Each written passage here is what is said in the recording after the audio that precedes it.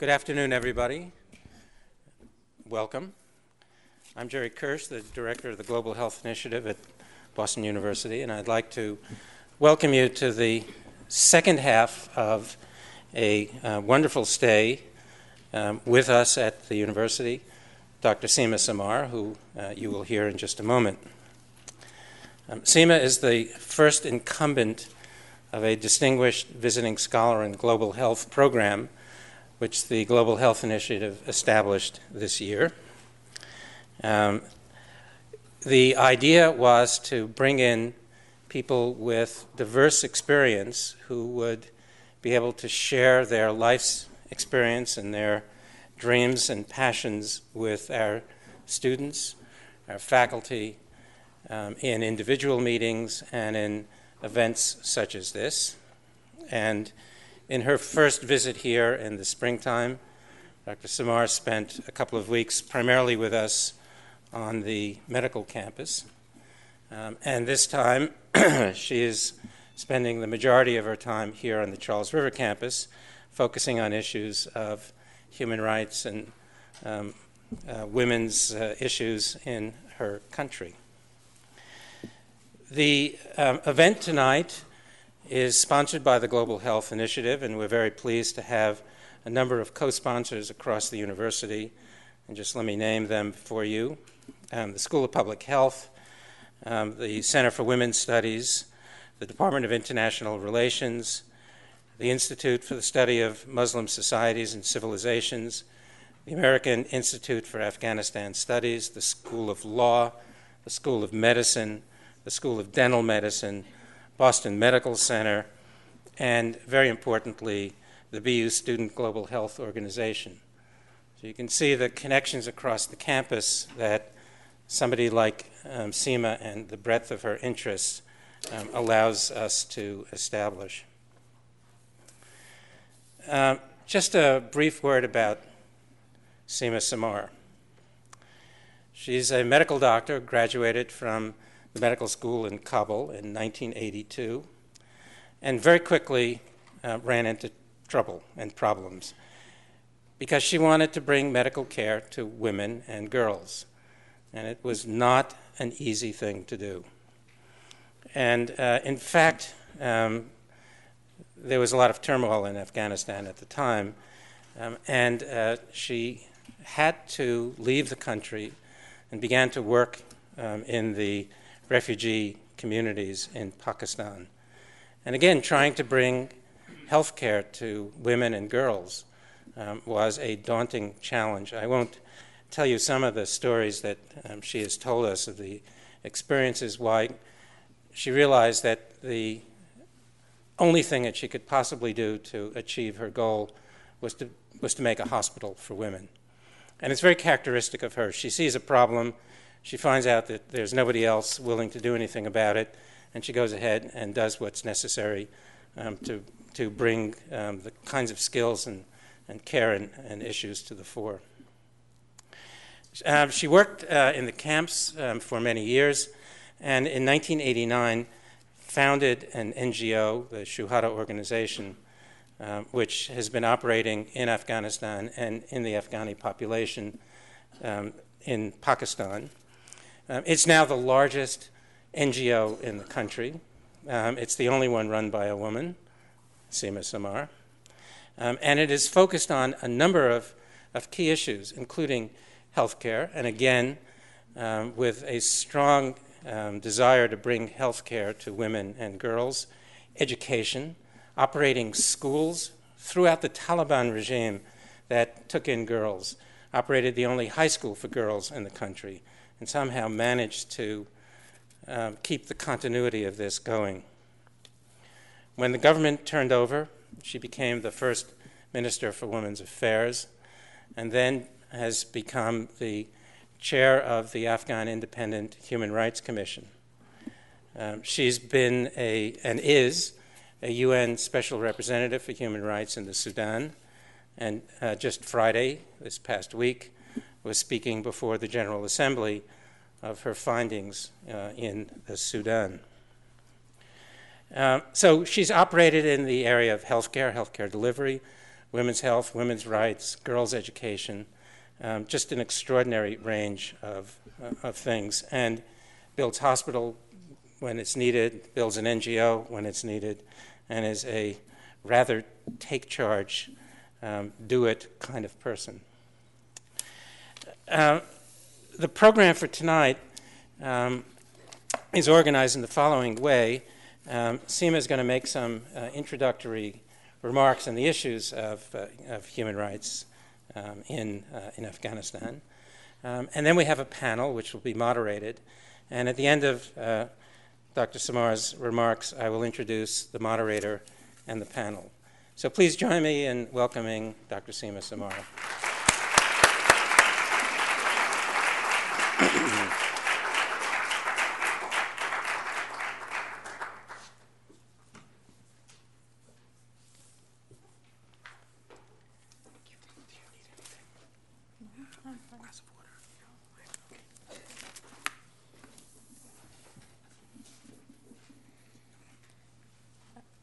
Excellencies, ladies and gentlemen, good afternoon.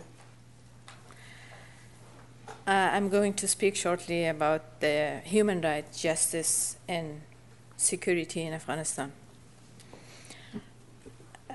And I think that I'm not going to tell the historical background of Afghanistan. You all know that we had more than 27 years of war in the country.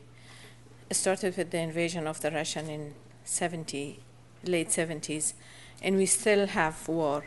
Some part of the country we still have conflict, and some part of the country is post-conflict. Some part of the country is pre-conflict right now, unfortunately.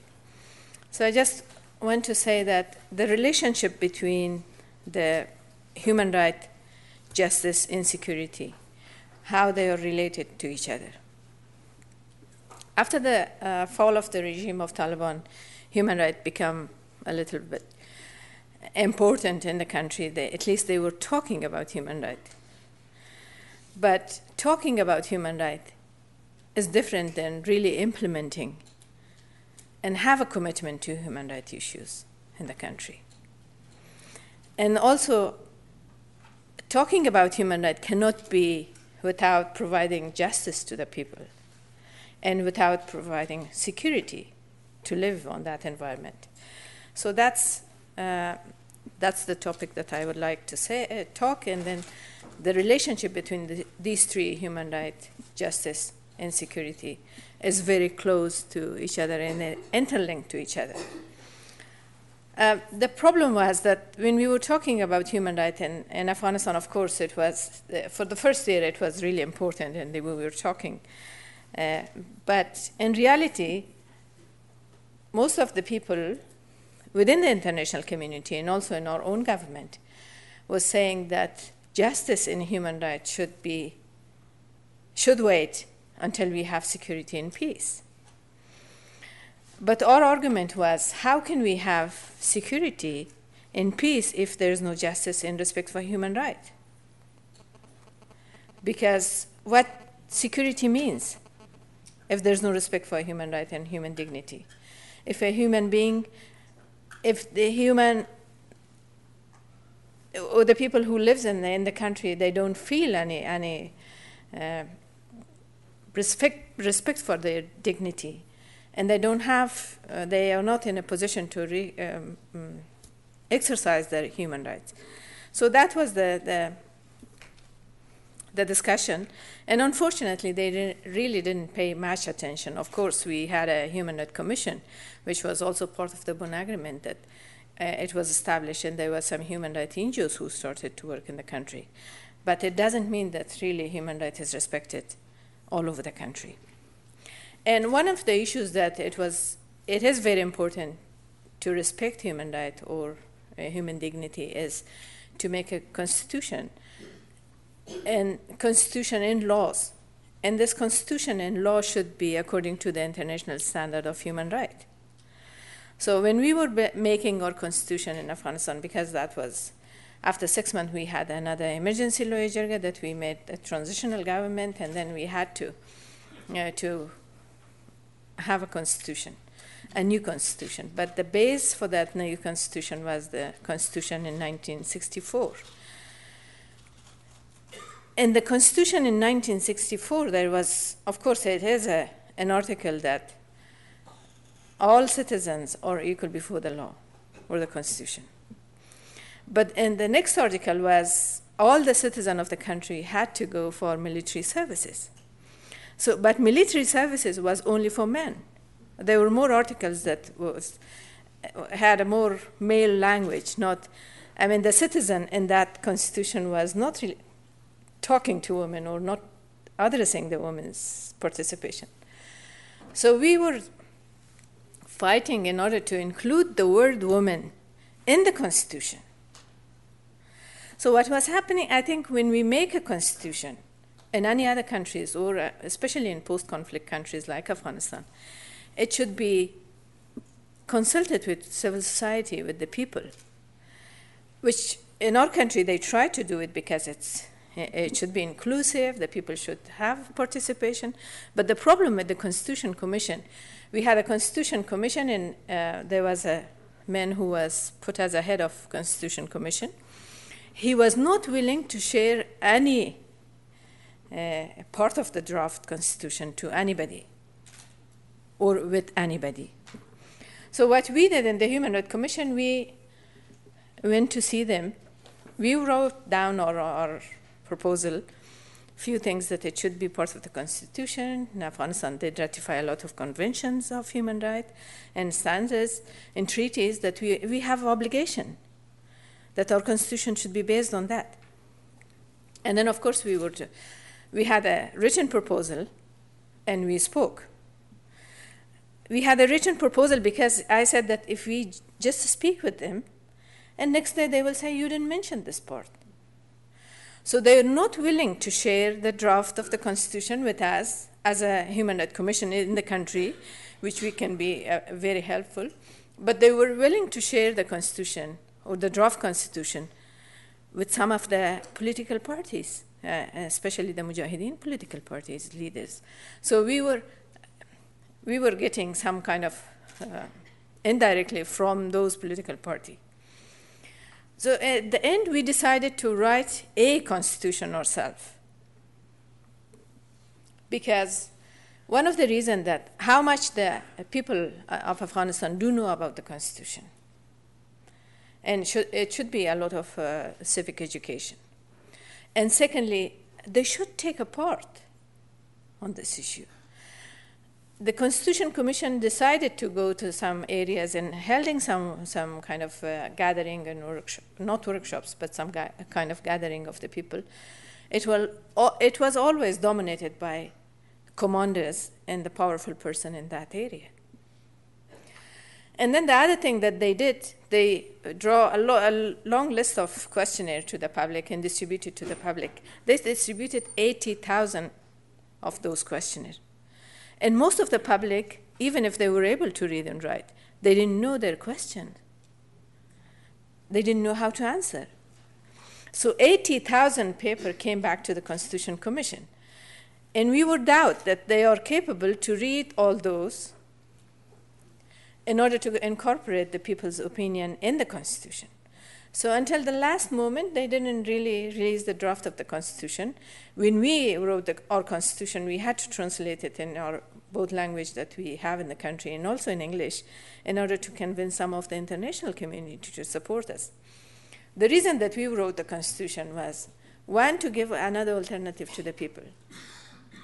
That the only way or the only regime that the people should choose is not the one which is coming in the Constitution. And it can be much better according to the human rights standards and what is our obligation to those, why we are pushing for international standards and conventions to be incorporated in the Constitution, because we have obligation. We did ratify these conventions, we did ratify these treaties, but if you don't implement it, what does it mean? Afghanistan did ratify most of the conventions in the 80s, but we never report back to the committees. And nobody is asking us why we are not reporting. That's another, unfortunately, problem. So including human rights in the Constitution was one of our agenda or one of our objectives. We held a lot of workshops, and we distributed our own constitution to different people in order to have a reason or a question when they see the draft constitution. So we did that, and in order to convince these people that why we want word woman in the constitution, they were insisting that no, when we say that all citizens of the country is equal before the Constitution or before the law, it covers both of the gender. And why you are against the word woman? It's a reality that we are existing in this country. So this was very, very difficult. We had to build a lot of friendship with different groups of people in order to impose this. And I think making constitution and laws is one issue, but to implement the Constitution in laws and make it reality for the people is another part of the work, that we have to push that nobody should be above the law.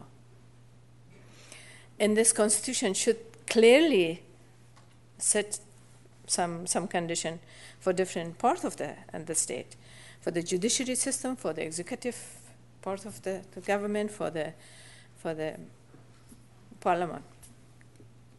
Which unfortunately in the Constitution, I'm coming back on the Constitution, because in the Constitution it's written that the person who is convicted by court of war crimes and crimes against humanity cannot stand for parliament. But we were really fighting during the constitutional law jirga that which court in Afghanistan, because since the Russian invasion, we never had a court which was trusted by the public and which was impartial and which was really providing justice to the people, because the court was a tool at the hand of the pro-Russian government that they could kill without even the people names goes to the court. I mean, hundreds and thousands of people were disappeared without having any legal procedure for them or providing any legal procedure for them. So which court? And this caused problem for when we had election. So after constitution making, we had election. And then actually in the Bonn Agreement, both elections should have been together, the presidential election and also the parliamentary election, which we were not capable to do it together, so we divided them. Presidential election was in 2004, and then parliamentary election was in 2005. In the presidential election, the people who stand for that position to be president in the country, in our view, although it's not properly documented, but most of them were war criminal. So we tried to advocate a lot for this, but it didn't work because everything was based on ethnic problem and regional issues and disputes and religion and language. So the people stand for that. Finally, Mr. Karzai won the election, which at least he is not committed war crime in the past. And that issue which is very, very important to put in the law, in the Constitution, was the protection for vulnerable people and minority groups, and especially for protection of women, which is the most vulnerable group in Afghanistan are women, because they don't have access to justice. Even if they have access to justice, they are not treated as a victim. They are treated as criminal, and they're being seen as a bad woman. So this was the fight when we were making the Constitution. And what is our concern is that, okay, why we are making Constitution and trying to convince ourselves that we are making Constitution, that's it. So we reached democracy because we have a constitution. And yes, we had the people's participation. Nobody did ask the Constitution Commission that 80,000 questionnaire, which was 4 pages, came to you. Who gone through it? Who saw it? Who at least put it on a database? Who really checked what the people want? One. Two, who really replied to their questionnaire? And the way they were organizing these meetings with the so-called communities was mainly the commanders who bringing their own friend. And the only shouting they were doing was, no, we want Islam. Then there's no women's right. Why we should have something? Because we have Quran, and it's clear on Quran that women have a right. So why we should include it in the Constitution before the Constitution Commission saying anything? They were shouting that we have Islam, we have Quran, we have women's right in the Quran, so there's no need. So it was kind of organized already to protest against women's rights and women's participation in that process. And then the second thing is justice, which I believe that justice and providing justice or access to justice is a basic human right. And how can we build the trust between the public and the government, even if it's elected president and elected parliament? If we really provide justice, that's one component from our view, that if we really provide justice to the people, there'll be more trust and more confidence building between the public and the government. So on judiciary reform, we have not done much. The country who was leading the judiciary reform in Afghanistan was Italian. And I think our friend here knows a little bit because we had a workshop together on rule of law. And what was happening, we still have a judiciary system in the country, so-called. But it's unqualified people, and it's coming from almost same mentality and same political vision and political party, in fact, because when Constitution was made and election was done, but we didn't really brought a lot of reform on the civil servant in the country. So whoever was a governor, then he put his own friend and family as judges in the judiciary system. So not qualified people, and they don't have enough education, and they don't have commitment to justice. They're taking that position in order to have a power, in order to collect some money. They're really corrupt. So we were saying and we insisting that judiciary system itself is a guardian of rule of law. If judiciary is corrupt, how can we speak of rule of law? Because it doesn't mean anything. Who's going to implement the law, even if we have a good law? So that is another problem. And also the tradition and culture in Afghanistan was used as an excuse that we should have traditional system of justice, which is already existing in the country, because there was no proper legal system in most part of the country during the Mujahideen. So we have traditional system of justice, which is mainly the local shuras, and before the war it was elders who were respected within the society. They could run that shuras. But during the war it changed from the local leaders to commanders, because who has power, they can hold the leadership of the shura. So, and it was always discriminatory to women. So one of the issues that they wanted to bring on the reform of the judiciary, they were saying that traditional justice is more accessible, it's cheap for the people. It was part of the program that they wanted to promote this traditional system of justice. And the reason was, Yes, it's more accessible and it's cheap. The women can reach to that. But it's always, almost discriminatory to women. So what we did in the Human Rights Commission, we said, no. One, traditional justice is not based on Islam. It's not based on Constitution.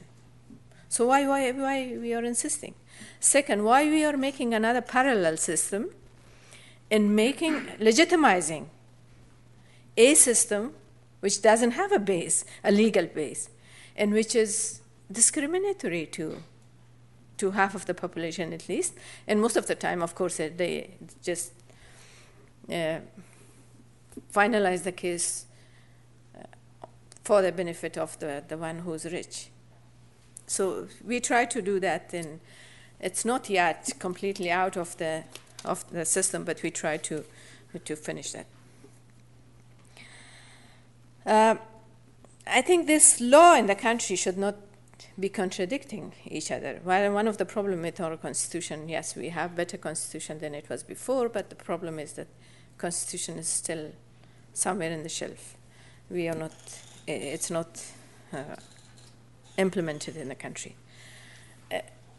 Some part of the constitution is contradicting each other. An example, there was this person who converted to Christianity. In one article, we say that Afghanistan is abiding the international human rights standards and Universal Declaration of Human Rights, which is freedom of expression, of freedom of religion, is part of that. In another article, we say that nothing can be, no law, nothing can be against the principle of Islam. So it was contradicting. We had to fight for this person in order to be released from prison and not to be killed.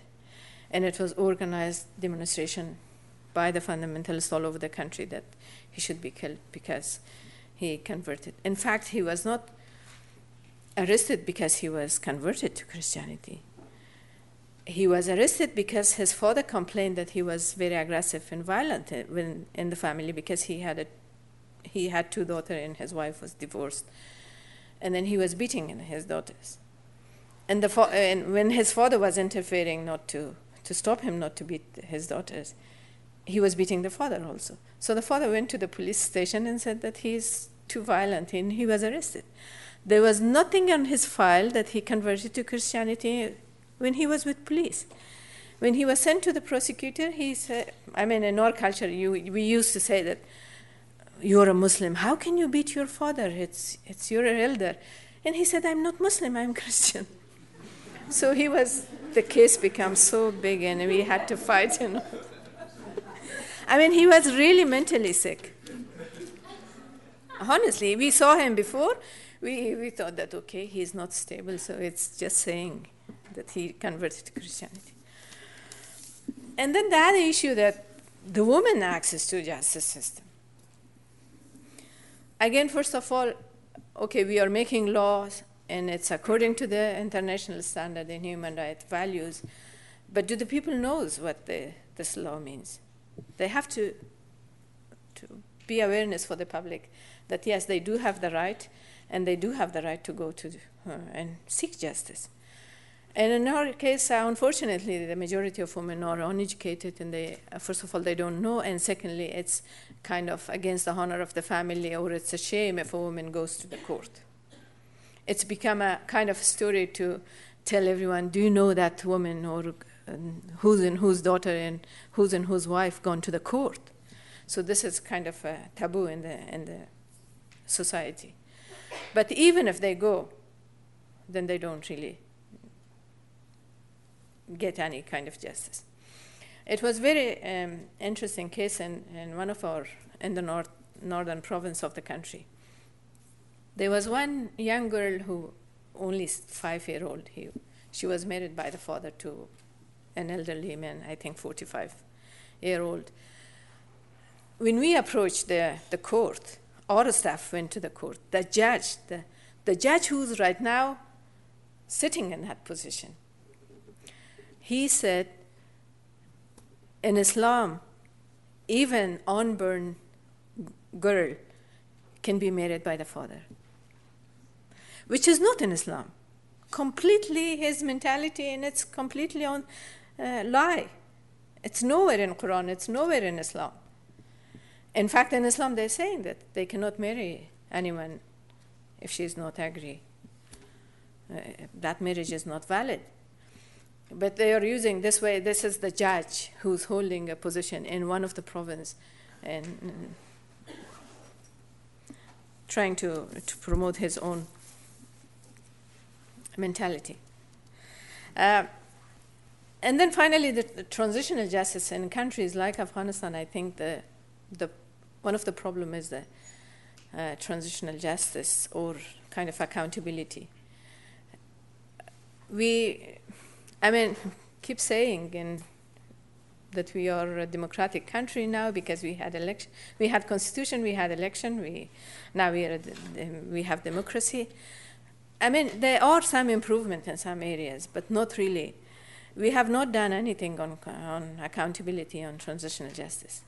The people who are still holding office and still holding the positions of the government is the one who committed crime in the past, and they continue to do it, unfortunately. What we do, we give that position and make them give them more legitimacy in order to exercise their power. So that, I think, in a post-conflict countries like Afghanistan, transitional justice is important in order to really provide justice to the public and build the confidence if we really want to bring them to promote democracy and people's right to be respected. And then the other issue that we keep saying that, yes, election is part of democracy, election bring democracy. I think, yes, election is an exercise of democracy. We did exercise democracy, part of democracy in our country with election. But it's not always bringing democracy. It doesn't guarantee democracy like it did in Afghanistan. So in our case, election should be free and fair, but we didn't have a really free and fair election in most part of the country because DDR was not done, and most of the powerful commanders and local authorities who has their illegal militia, they had still their militia. They could buy the people's vote. They could intimidate the people to vote for them. And it was almost based mainly on ethnicity, unfortunately, in the country. So, and it was not really very transparent. If we really want to promote election and democracy in countries like Afghanistan, it should be more transparency and more participation of people, public participation, and they should feel that they own the process and they are part of building of democracy. The last point which I would like to talk about is security. And I think that, yes, election in some of the countries can bring a democracy, or it's part of democracy, unfortunately. But we cannot have security if there's lack of law enforcement. We made the laws. We're still trying to make the laws. It's getting better. It's not really 100% perfect, but we try to come out. But you know that the security situation in Afghanistan is getting worse. Unfortunately, this year we have more suicide attacks almost every day, 1 or 2 in the country, which we never had before, and it was not our culture. I don't know. The people learn how to do it. And why we lost after having elections, after having constitution, after having everything, why we lost? Why there's lack of security? Why security situation is getting worse in the country? It reminds me of the situation in the 80s when the Russian came to the country. We were not able to travel to somewhere. It's the same situation right now. They stop on the way and they search. If they find any document that you're working with the government or NGO, then they just kill you, which they did, the Mujahideen did, unfortunately, during 80s and 90s. And it's same. So I think one of the problem is that we were not able to provide basic social services to the public, and we were not able to make a system based on a good governance in order to build the trust between the government and the public. On the civil servant, we are not very successful. On military, unfortunately, we train some national army, we train some police, but unfortunately we are not monitoring their act. They're not accountable. The robberies in Kabul city by police. And recently there was few banks, they were transferring their money, I think it was 2-3 banks, which was robbed with the police uniform. And then later on they found out that, yes, it was police. So how the people can trust, and why we are providing environment for the people to be part of the terrorist activity. And I think finally, I will not take a lot of more time. Let's say that democracy is a process which has to be, the people has to be involved, and especially women as part of the society in countries like Afghanistan should be part of the process. Otherwise, we will not reach and we will not have democracy. And I would say that building democracy in countries like Afghanistan or any other countries, as Sakosh was saying, that I was in Sudan and I was just reporting on Sudan, is to build the confidence of the public to the government, and it should be inclusive, and they should be accountable. The same culture of impunity continues in Afghanistan, and the culture of impunity continues in Sudan. And I don't think only military intervention will bring respect for human rights and democracy. And I think it's all of us has responsibility to help and stop the suffering of people either in Afghanistan or in another part of the world. Thank you very much.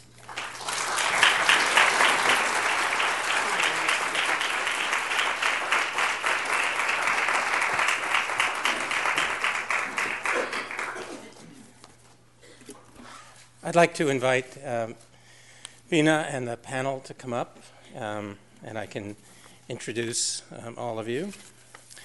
Before I do that, I just wanted to take note that the organization that Sima founded, Shuhada Organization, has a display out in front with crafts that are available for sale.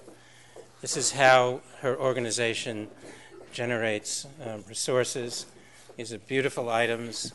The prices are extraordinarily good for our society. Holidays are coming up. Please take a look at the beautiful work, and if you are so moved, purchase something. It goes completely to Shuhada. Sima was talking from her experiences over the last 5 years, the 5 years that we know as the War on Terror. And she's lived through this. She's experienced it. So I wanted to point out to all of you that on October 30th, from 3 to 5 at Sargent College, and this will be announced in BU Today and elsewhere, there'll be a dialogue with Dr. Samar, sponsored by the Women's Studies Program, with Dr. Samar, Tom Barfield, the chair of the Department of Anthropology, Dr. John Kelly from the Film and Television Program, Dr. Deborah Main from the Department of International Health at the School of Public Health, and of course Dr. Sheila Hariri, the director of the Women's Studies Program and a member of the Department of Anthropology. October 30th, 3 o'clock in Sargent College. We're very fortunate to have as the moderator this evening Bina Sarwar from a neighboring country on the border with Afghanistan. She's a journalist and a documentary filmmaker. She's based in Karachi in Pakistan, her home country. And she's been deeply interested in issues of gender, human rights, regional peace, and the contribution of the media. She's been an editor of a weekly News on Sunday and worked as a news producer for GeoTV, which is the first 24-hour news channel in Pakistan. She writes for international publications. She's contributing editor in a number of newspapers. She's an op editor and has been last year a Nieman Fellow at Harvard and is currently spending this year at the Carr Center for Human Rights Policy at the Kennedy School writing a book. And I can't wait until that book comes out. The panel includes Professor George Annis. He's the Utley Professor and Chair of the Department of Health Law, Bioethics, and Human Rights. It's the only department in the country that has combined these three aspects and issues. He's also a professor in the School of Law. He's the co-founder of Global Lawyers and Physicians, which is a international professional association of lawyers and physicians who work together to promote human rights and health. He has written extensively, has written 16 books on health law and bioethics.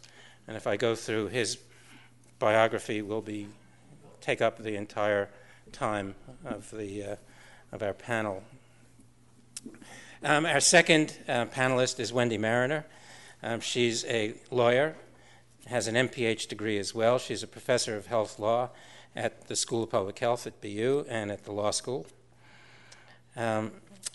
She is also at the School of Medicine. She has taught health law at the Harvard School of Public Health and Harvard Medical School before we snatched her away. She's a faculty coordinator for the combined JD-MPH program. She's served on a number of state, national, international boards and commissions and has dealt with the issues that we are talking about this evening. And her interests span not only the domestic, but the international as well. And our third panelist is Charles Dunbar. He's a diplomat. He's practiced diplomacy. He's written about diplomacy, and he's taught diplomacy. He's had extensive experience in the Middle East, in Asia, and Africa. He was a foreign service officer for many years, served as ambassador to Qatar and to Yemen. He was the charge d'affaires at the American Embassy in Kabul.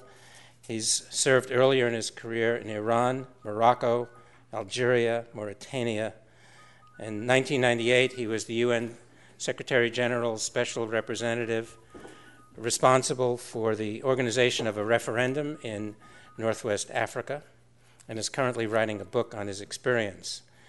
He left the State Department, was in Cleveland for several years, teaching at Case Western Reserve, was president of the Cleveland Council on World Affairs, came to Boston, was in the faculty and a professor of international relations at Simmons College, and in 2004 joined the Department of International Relations here.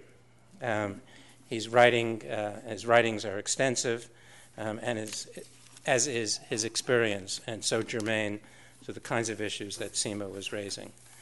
So, Bina, I'll turn it over to you. Thank you so much. This was such a fascinating talk by Sima Samar, and I just feel like it's related so much as a journalist from Pakistan. It's I think a lot of the times you just remove the word Afghanistan and replace Pakistan, and I feel like you're talking about my country, although they look very different. But I don't want to take up any time here, so I'm just going to ask George Annas to please start. Okay, I will. Thank you. I'm going to stand if it's on. Sima, thank you very much, both for coming back to Boston University again, and for your words and your meditation on the relationship between human rights, justice, and security. And I couldn't agree with you more that security without human rights and human dignity is kind of useless, and you can't really have human rights without justice. I am obviously, I hope, not going to talk about Afghanistan or Pakistan. I'm going to talk about the United States, and I'm not a diplomat. So I want to look at the relationship between human rights, justice, and security, post 9/11, which has been called the pessimistic era of human rights. Human rights really began in 1941 with Roosevelt's great four freedom speech: freedom of speech, freedom of religion, freedom from want, and freedom from fear. Obviously was developed paradoxically during World War II and the Nuremberg trials and the Universal Declaration of Human Rights of the United Nations, was institutionalized and globalized with the fall of the Berlin Wall. And people were in what has been known as Harold Koh, the dean of Yale Law School, calls the optimistic view of human rights from the fall, from 1989 up to 2001. And since 2001, we've been in the pessimistic view of human rights.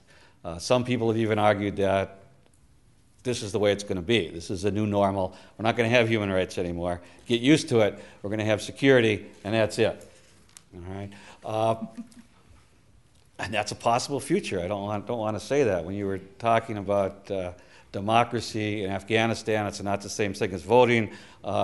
It's not the same thing as voting here either.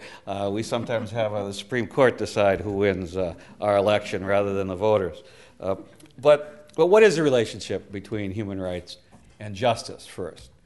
There's a big debate in the health and human rights community, or maybe a little debate in the health and human rights community, about whether we should focus on human rights, especially the right to health, or whether we should focus on social justice, as Paul Farmer used to be very fond of saying, although I think he's changing his, I don't want to say changing his mind, but he's coming over to the fold now. At the Physicians for Human Rights dinner last Saturday, Paul said that he wished we'd concentrate more on economic rights. So he does get it. Human rights are both, obviously. They're political rights, which the United States has always been very fond of, and also economic, social, and cultural rights, which the United States has never been very fond of.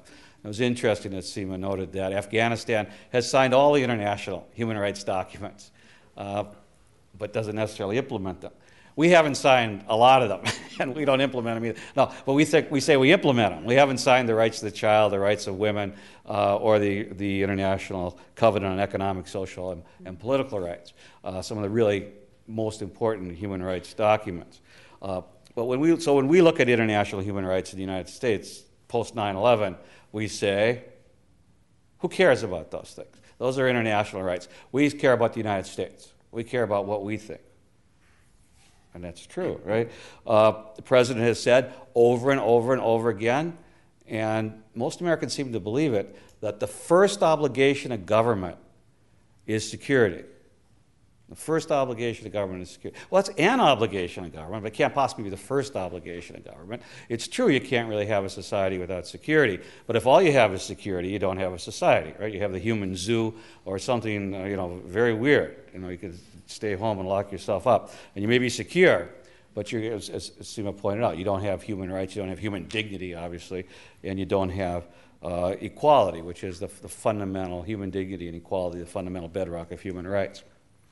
Justice is part of human rights. I absolutely, totally agree with that. But there are different kinds of justice. We all know that, right? There's criminal justice, which I think is absolutely essential, and that seems to be a major problem I'm not saying it's not a major problem in the United States either, but it's certainly a major problem in Afghanistan. Certainly if you have war criminals helping to run the country and appointing judges, you got problems. You're not likely to have the rule of law. You're not likely to have a criminal justice system that's trusted. You're not likely to have due process of law, all those things which are absolutely necessary for justice.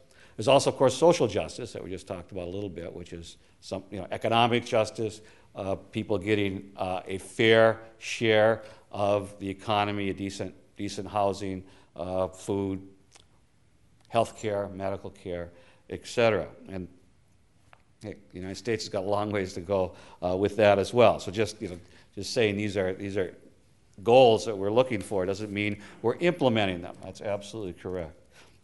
And finally, in security, we can look at security all of those different ways too as we look at justice. There's economic security, there's personal security, and then our favorite, national security.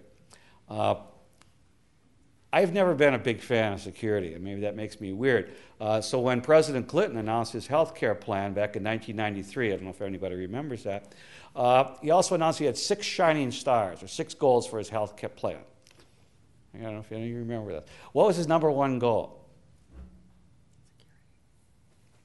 A ringer here. Security, absolutely correct. It's security. I thought that was weird. What the hell is he talking about? Well, he was absolutely right when he's talking to Americans, because Americans think security, they think economic security. They think social security. That's exactly what they think about. And they think that getting sick, I'm going to get wiped out economically. I'm going to lose my job, and they're right. They do. It's the number one cause of bankruptcy in this country. So security, when the president or a politician tells you you're interested in security, the answer is yes, you are, but you're not necessarily thinking about taking all your clothes off before you get on an airplane, or being strip searched on the T here in Boston. You're talking about something totally different. You really are talking about the economic rights, the security, the social security, security of your family, and maybe national security. And personal security is more in this area of criminal justice, I think. Are the police corrupt? Can you trust the officials, et cetera? And we're a little better on that score probably than the other scores. Finally, a note of cautious optimism and also pessimism in the United States was the Hamdan decision last summer, which you're all familiar with, where the U.S. Supreme Court said it's still one of the branches of our government. Yes, international law really does matter. Yes, the Geneva Conventions really are part of the United States law, and we really do have to follow them. No, there is no such thing as a law-free zone. You can't set up part of the world like Guantanamo and say law doesn't apply there, all right? And no, you can't treat different people all that differently. As a general rule, all human beings have the same basic rights, and one right they have is the right to a trial with a regularly constituted tribunal, at least unless the U.S. Congress says they don't. And then, to the great shame of the United States, the U.S. Congress last week, signed by the president, says they don't. Right? And not only says that, well, the torture stuff, military's not going to torture anymore, but the CIA can if they think it's necessary to protect our security, because security turns out to be more important than human rights, more important than torture, more important than the other things. So it's complicated is all I want to say. And the fact that it's complicated in Afghanistan, don't think that you got anything on us. Thank you very much. Thank you so much.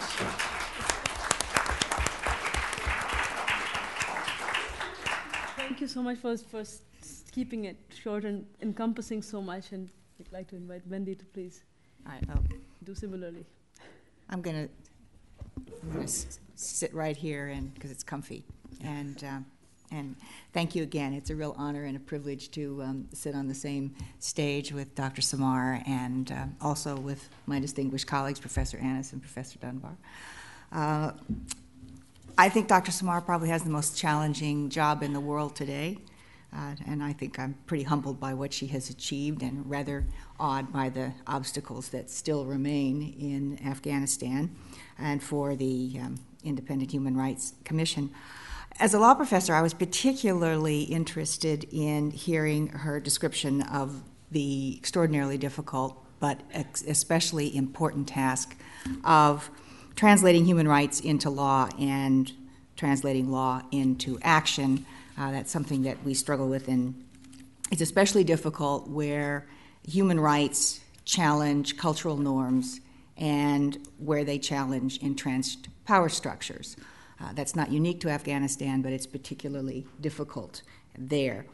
I want to follow up by talking a little bit about the problem of implementing international human rights, particularly in this process of transitional justice, which I think is so important in the world today. I think that people who are working in transitional justice may feel like they're straddling an abyss with one foot on the cliff of human rights and the other foot on the cliff of security. And you have to have pretty solid footing on both in order to get forward to justice, but you can't move forward with one foot very far ahead of the other, or you'll fall into the pit. And that balance is extraordinarily difficult to achieve, particularly if you're ever going to get to justice. Now, I think in the United States, we may be experiencing transitional justice in reverse. We are slowly moving from a system in which justice had a somewhat integrated concept of security and human rights and separating the two into trade-offs between human rights and security, which, as Professor Annis pointed out, are particularly troubling, and that may be compounded a bit by what people perceive as the foundation for human rights, particularly in international conventions. International conventions have wonderful universal principles that should govern the actions of all governments and all peoples, and they're wonderful. They have lofty principles, they're excellent, and they have wonderful abstract language in very general terms. And so, as any critic of human rights will point out to you, they're hardly self-enforcing, and they are often, they have to be incorporated into law, and to do so, you then have to interpret those wonderful general principles. And as a result, you can come into conflict, particularly when a local culture or a local attitude, whether it's old or new, tends to resist the particular rights that happen. I think, for example, of the first principle of both the International Covenant of Civil and Political Rights and the International Covenant on Economic, Social, and Cultural Rights begins with the statement that all peoples have the right to self-determination, and by virtue of that right, they can freely pursue their economic, social, and cultural development. Well, what does it mean to freely pursue your cultural development? There are cultures that don't let women pursue their individual development. And we have heard a number of examples here. When you have a constitution that is supposed to protect women as well as men, and by the way, our constitution doesn't mention women either. And women can't go to court, or their files are lost, or they're ignored in favor of a rich man. That may be culture defining the application of law and custom, and what even if you have a law that is clear and solid, even if you have a law, culture may make it impossible to enforce. The law couldn't protect Mrs. Sophia Ahmadjan, who was director of the Women's Affairs Ministry, Directorate of Kandahar, from being assassinated, and similar atrocities are occurring all over the world, especially with women, and often justified in the name of culture, justified in the name of religion. We see that even today in the United States with arguments for incorporation of more religious principles into government standards, and that may be one reason why the women justices, certainly former Supreme Court Justice Sandra Day O'Connor, is particularly concerned about preserving the independence of the judiciary, a concern that you mentioned. And just speaking the other day with Chief Justice of our Massachusetts Supreme Judicial Court, Chief Justice Marshall, also presented deep concern for protecting the independence of the judiciary, even in the United States, where she fears that is being diluted and undone for a variety of reasons, including increased number of states that have elections of judges and protests of people who object to particular Supreme Court decisions. And we also have Justice Scalia, who recently said, why do we really need an independent judiciary? This is our Supreme Court justice. I don't have to point out which sex had which point of view. In any event, a final note, and that is that another concern, particularly in dealing with international conventions and international covenants, is that the United States has spent too much time dealing with individual rights. Mm-hmm. And we should think about culture and what the population wants. We're focused too heavily on individual rights. And it reminded me of something that Kofi Annan wrote back in 2000, about the nature of human rights in the United Nations and in the international covenants. And he wrote that we've committed ourselves to the idea that no individual, regardless of gender, ethnicity, or race, shall have his or her human rights abused or ignored. This idea is enshrined in the Charter of the United Nations and the Universal Declaration of Human Rights. Today, we know more than ever that without respect for the rights of the individual, no nation, no community, no society can be truly free. And he says, whether it means advancing development, emphasizing the importance of preventive action, or intervening, even across state boundaries, to stop gross and systematic violation of human rights, the individual has been the focus of our concerns. And that's fairly dramatic, that should be a universal statement of individual human rights, and individuals do include women. Culture may be an aspect of groups. Culture emerges from groups. But in many ways, no culture can arise without the freedom of the individual to add to that culture, to add and advance arts, literature, science, charity, everything. So that the culture in many ways does depend upon the individual, and therefore you may not need that focus. Contrast the focus with the idea of culture. Without protecting the dignity of the individual, there is little future for the group as a whole. And what worries me at the moment is that in many parts of the world, and perhaps even this country, we may be at a turning point for the human rights movement, yet another era. We may have to decide whether human rights are an independent value that are equal to and necessary, as necessary, if not more necessary, than political rights and rights of security. If we don't recognize that, I fear we have a great deal to lose. If countries are willing to sacrifice human rights for security, or even for economics, we'll have lost more than half a century's worth of progress and protection, and we will be, I think, as Professor Anna suggested, little more than hopefully well-fed prisoners. Both our dignity and our cultures will be lost. So we all have a vested interest in the success of Afghanistan and in the progress of transitional justice, and in keeping transitional justice from churning into reverse. Thank you. Thank you.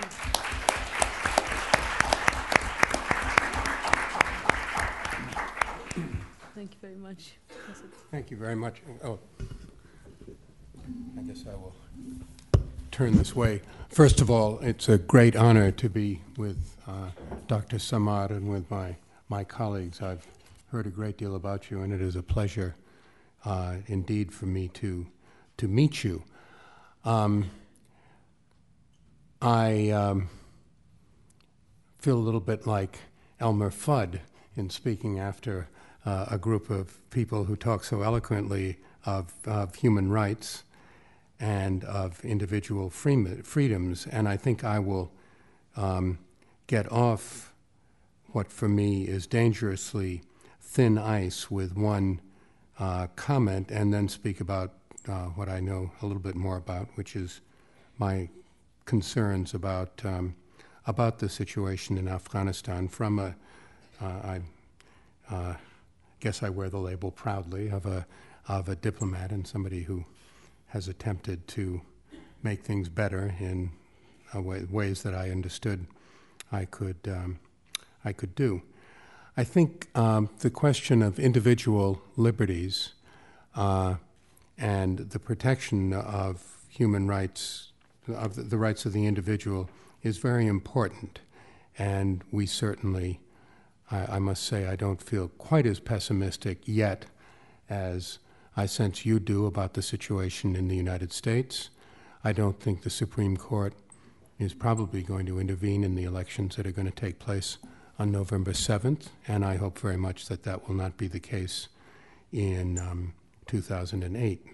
I say that advisedly because I think one of the enduring legacies of the Bush administration is going to be the appointments that were made in the past 4 years. But it is said that old men like to count their money and yell at the radio. And since I don't have a great deal of money, that doesn't take very long. And therefore, I would like not to have my voice raised against the radio. The comment I would make, I guess, about how one deals with human rights is that I hope that Americans as a group will not be too forceful in perhaps suggesting to someone like Dr. Samar how the cause of human rights, individual rights, should best be served in Afghanistan. I simply want to say that I think she is probably far better qualified to do that and will than we are, certainly than I am, and I would not presume to try to tell her how to do her job. I think that when Dr. Samar asks for our support, that it should be forthcoming. But then when she doesn't ask for our support, perhaps we could concentrate on dealing with some of the dirty laundry that has been discussed here that we have in the United States. That said, I think I am feeling very pessimistic about the situation in Afghanistan, and yes, about the United States' ability to, I guess now we don't say stay the course any longer. The United States' ability to be flexible, I think, is the new term of art that is being used by our administration. Having said that we're going to be flexible, I hope very much that we will be able to continue, we and the rest of the international community, to offer support to Afghanistan for the foreseeable future. I said that to a colleague today, a colleague in the International Relations Department, and he said, that's absolutely crazy. We cannot expect to stay in Afghanistan forever, as you seem to be suggesting, and I did not demur when he said that. Forever is a great many years, I think, if Afghanistan is to have any chance of being successful. And I must say I will give this administration its due. I think that in its own way, it has maintained a commitment to helping Afghanistan somehow regain its footing after what has to be the most dreadful period, really dating back 33 years, if my mathematics is right, and I think it is. Professor Barfield will correct me if it's not. Dr. Samar will be too polite to do so. It is a terrible burden that the Afghans have had to bear, and unfortunately the burden seems to be at least as heavy as it has been at times in the past. Having lived in Kabul for 2 years during the Soviet occupation of the country, and having been there for 3 years before that earlier on, and then having worked on the Afghanistan problem in the 1980s, I particularly have an eerie sense of déjà vu all over again with respect to the rise of the Taliban, the resurgence of the Taliban, the fact that the Taliban are able to retreat with impunity, it seems, into Pakistan, and that they seem to be welcomed by a substantial segment of the population in the south and east of Afghanistan. This is something that is deeply troubling to me. I am impressed at the response that there has been from the international community to attempt to come to terms with this insurgency, to contain it, and eventually to end it. But I have to ask myself, is this going to become too hard in the future? The Afghan government is a classic rentier government. There is a figure that's being bruited about that 96% of the budget of Afghanistan comes from foreign sources.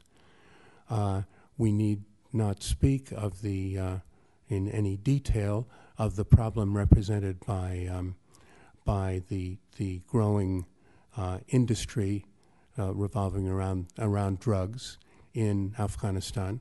Tom Barfield, I understand, has a proposal, and I hope it works, that we will find some way of being able to buy up the crop of poppies and perhaps make use of them for medicinal or other purposes rather than keeping them from going on the market. But as you read about it, the culture of corruption that this has helped to develop in the country is terrible.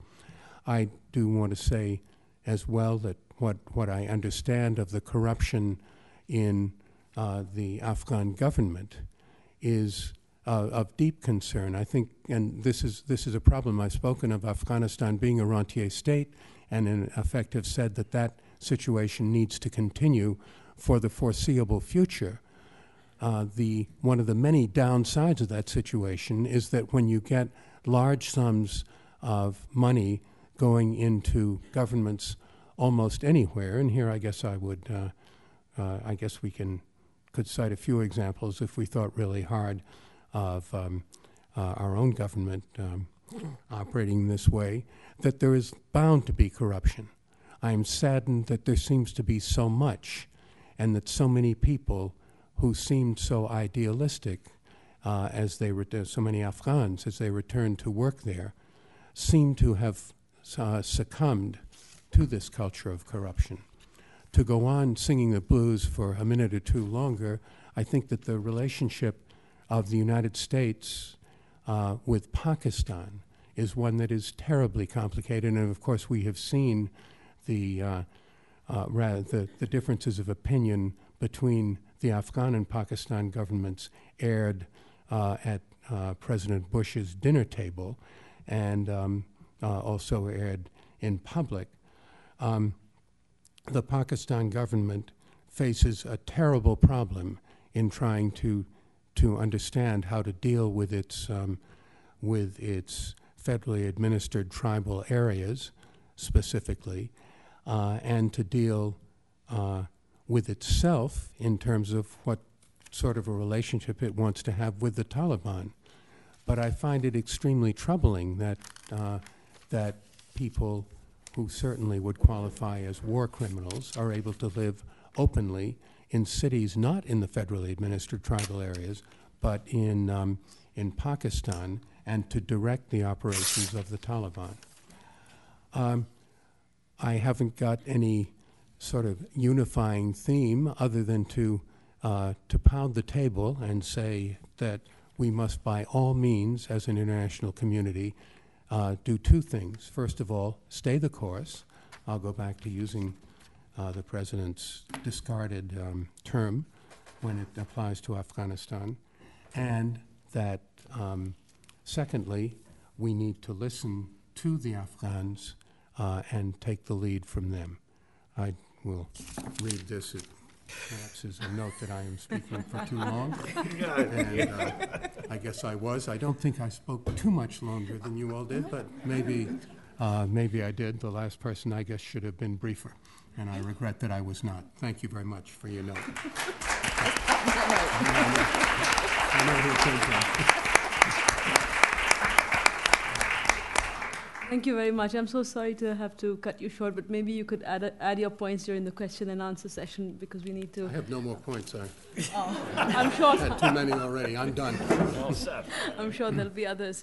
I don't want to take up time summing up the discussion right now, because I think there's probably a lot of questions, but just very quickly I want to just bring in some of the parallels that I see that come out from what all the panelists spoke about and Dr. Sima Samar talked about, that it's not just Afghanistan, but it's also America and it's also Pakistan, and how these issues are interlinked, of human rights, social and economic security, women, health, and I think Dr. Samar brings it all together really very well in what the work that she does and also in her talk.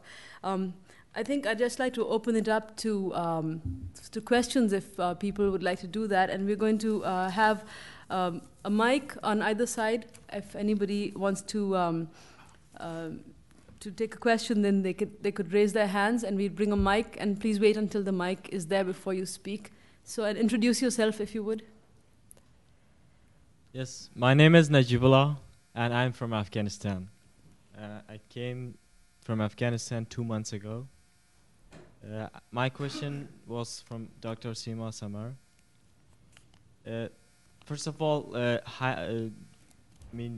isolating men from women in Afghanistan, I think I've always been hearing about women's rights in Afghanistan, but I think just talking about women's rights would be unfair to men, because men are equally victim of the corrupted judiciary system in Afghanistan as women. And secondly, I thought the United States were there to help us get a stable government, but hearing all these stuff, I'm a little concerned. Yeah. What do you think the future would be like in Afghanistan? Would any of you like to? Anyone could answer. I can't answer that. Well, I think I insist on human rights, not only on women's rights, just to clarify that. And I believe women are a human being, hopefully. I think the future of Afghanistan depends how the international community, especially United States, help us to put a better strategy to tackle the problems.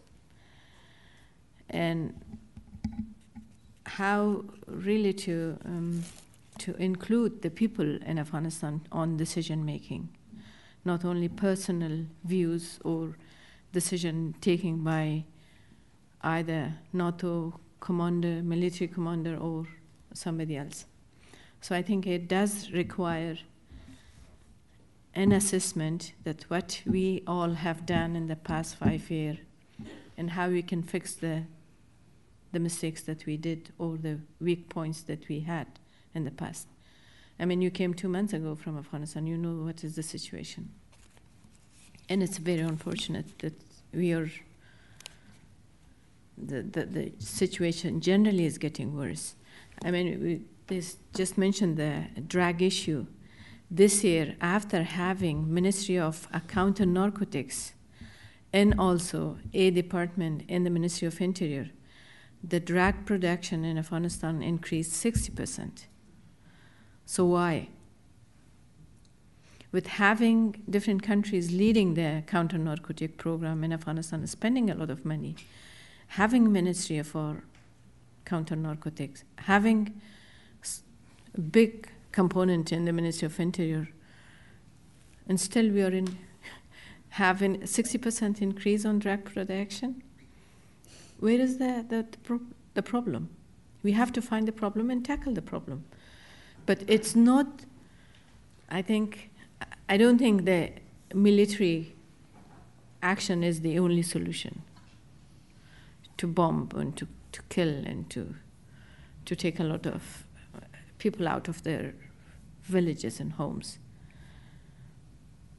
So this is one of the issues that I insist to say that all of us, Afghans and Americans and also other countries who are involved in Afghanistan, they should look at their past 5-year work and find the problem and then find a solution for that problem according to the need, according to the requirement.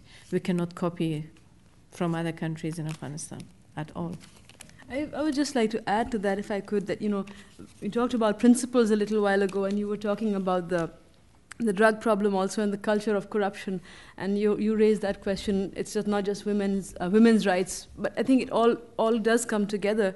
And I think the culture of corruption, because we were talking just before this talk about the historical background, and the culture of corruption actually stems maybe from during the time of the Soviet invasion, from the time when the CIA and the ISI were actually using drugs to fund the Mujahideen, and that has carried through. So you can't divorce what's happening now from the past.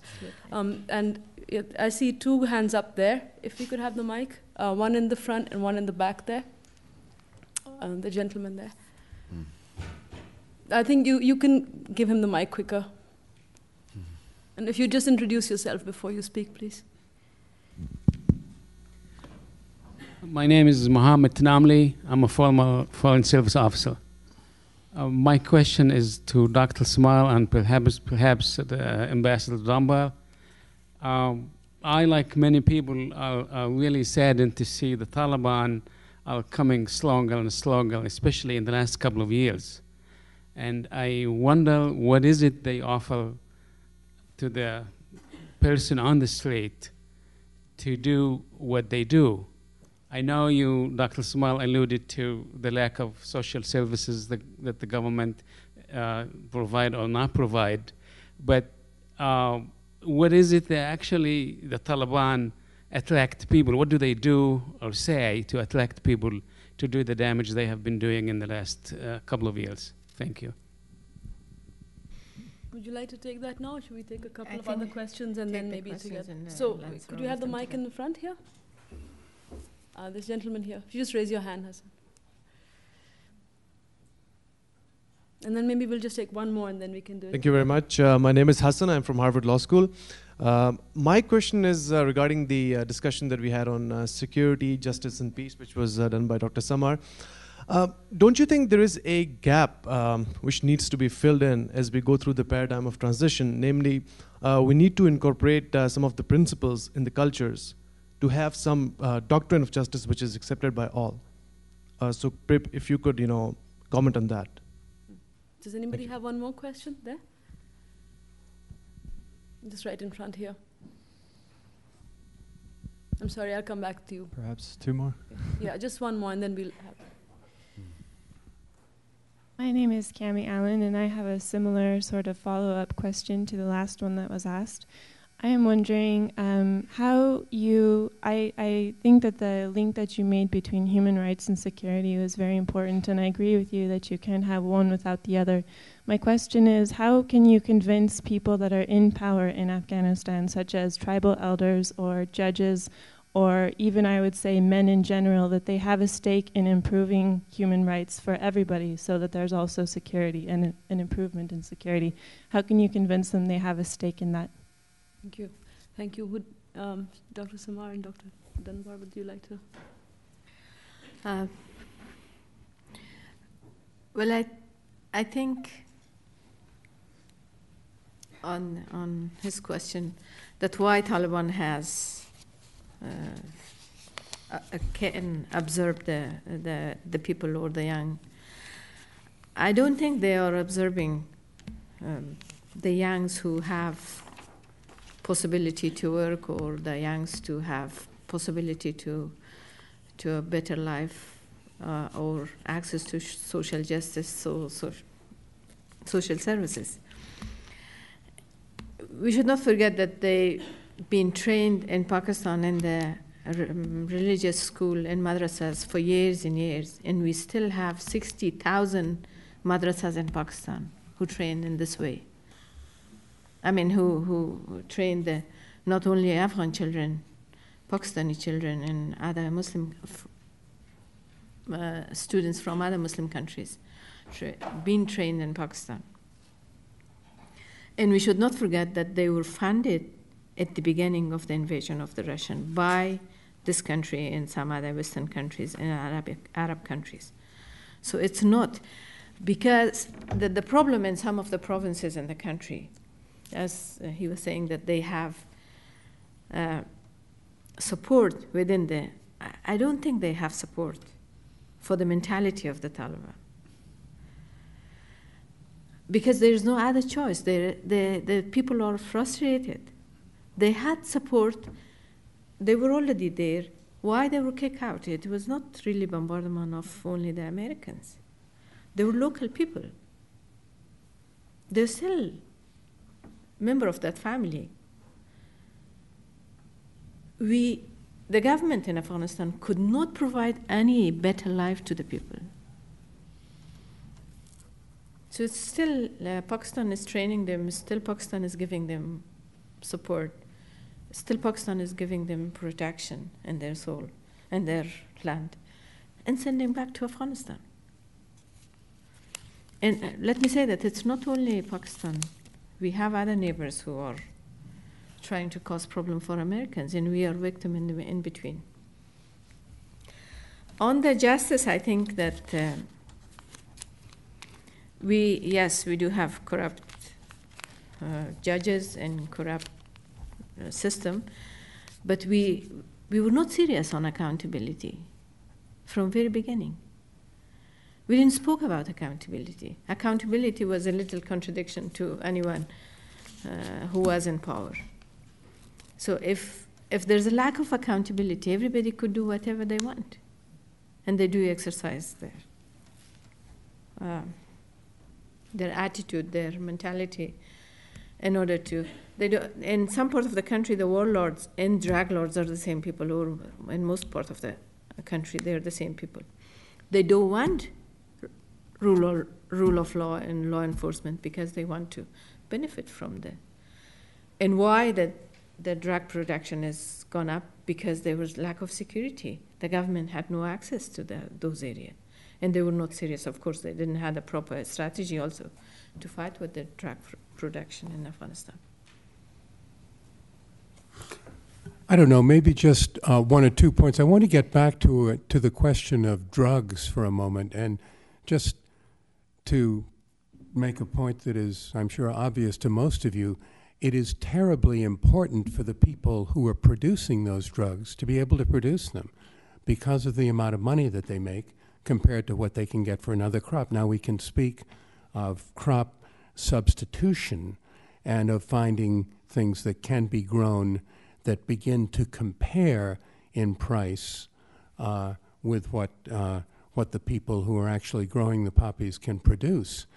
That's a long-term, difficult project, and it's very hard to carry out in an environment like southern and eastern Afghanistan, where the security conditions are less than ideal. It's terribly hard to make progress with what is a really difficult program to deal with. But I just want to say that's a fundamental problem that needs to be addressed.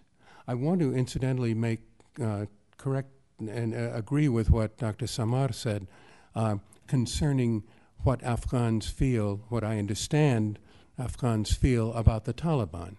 That there is still, and I'd be very interested to hear in more detail from Dr. Samar and from others who've recently been in Afghanistan, I understand that there is a war weariness, that there are a lot of people who just want it over.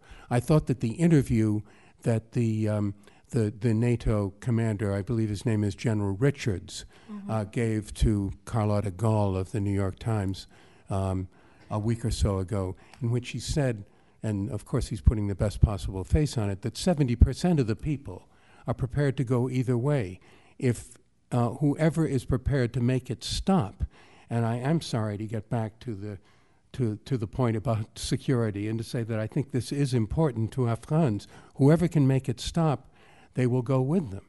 And that the support for the Taliban as Taliban is probably not so strong. Finally, what I remember getting to your point about why did the Taliban become Taliban, and it is simply, I think there is disillusionment after 5 years with what has been accomplished in Afghanistan, but it comes down to a question of its being the economy stupid. That if there were more opportunities both in Pakistan and Afghanistan for making a decent life, that people would tend to be less inclined to join, to become Taliban. I think at the same time, though, and I think there may be hope here if regime change is on the way in the United States, that the image that we have created of ourselves of being big bullies may be modified as early as November 8 of this year, and perhaps even more seriously in 2008. There is a great deal, my sense, I lived for 21 years in various parts of the Middle East, and there is a sense image really matters. And when we act in the way that we did in the early years of this administration, now there is a certain backing off, a certain flexibility, but the damage has been done. When that change is made, I think perhaps the sense of that people who want to become Taliban have of going out and slaying this dragon will be somewhat weakened. I very much hope so. Thank you very much. I know we could go on and on with questions and issues. Before bringing this to a close, I wonder, Bina, if you had wanted to make a final comment. I'll give you that privilege as the moderator. Well, I think that any comment that I would make pretty much has been made already by either through the questions or through the answers, and I'm sorry that there were some people back there who didn't get a chance, but as always, it runs late. But I just wanted to underline the fact, which comes out through what everybody has talked, is that you cannot pay lip service to democracy in one place and flout it or support the flouting of it in other places. And it's not just Afghanistan. We're all linked in this together. You cannot have national security unless there is international security. It has to be seen in a holistic way. So I'll just stop there. Thank you very much. I want to thank Dr. Sima Samar. It's amazing to me how far you can go with a medical degree. I have a medical degree, and it's inspiring. And to thank our panelists and our moderator and all of you for coming. Again, on the 30th in the afternoon at Sargent College, an opportunity for more dialogue with Dr. Samar. She brings a wealth of experience and understands that complex problems do not lend themselves to simplicity and simple solutions. Thank you very much, and thank you all.